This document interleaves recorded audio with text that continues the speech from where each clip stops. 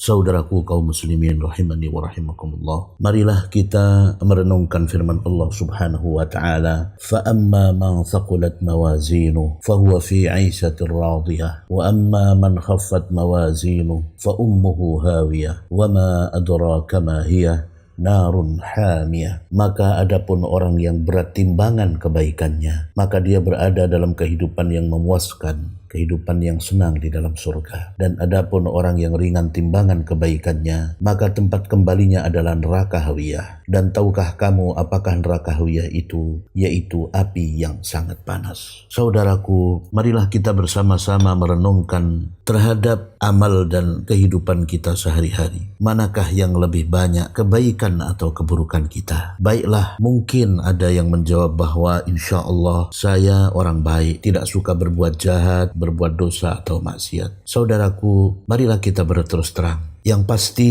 setiap hari kita berbuat dosa. Dosa mata, dosa lisan, dosa telinga dan sebagainya. Disadari atau tidak. Dan hampir tiap hari dipastikan kita berbuat dosa tersebut. Lalu bagaimana dengan kebaikan kita? Ya, insya Allah kita telah berbuat baik, telah beribadah kepada Allah, salat, puasa, berdoa, zikir, membaca Al-Quran, sedekah, berbakti kepada orang tua dan sebagainya. Tetapi pertanyaannya saudaraku, apakah kita yakin kebaikan kita itu diterima di sisi Allah subhanahu wa ta'ala? Apakah kita yakin bahwa ibadah dan kebaikan kita itu benar-benar sudah sempurna, sudah ikhlas karena Allah subhanahu wa ta'ala dan sesuai dengan tuntunan Rasulullah sallallahu alaihi wasallam? Oleh karena itu, pada zaman dahulu sebagaimana yang pernah terjadi dan dikisahkan bahwasanya suatu ketika Aisyah radhiyallahu anha bertanya kepada Rasulullah sallallahu alaihi wasallam, "Ya Rasulullah, walladzina yu'tuna ma ataw wa qulubuhum wajilah, ahwa ar-rajul alladhi yazni wa yasriq wa yashrabu al-khamra?" Qala la ya binta Abi Bakar, walakinnahu ar-rajul yasumu wa yatasaddaqu wa yusalli wa huwa yakhafu alla yutaqabbala minhu. Wahai Rasulullah sallallahu alaihi wasallam, apakah yang dimaksudkan dalam ayat dan orang-orang yang memberikan apa yang telah mereka berikan dengan hati yang takut adalah orang yang berzina, mencuri dan meminum khamar? Nabi SAW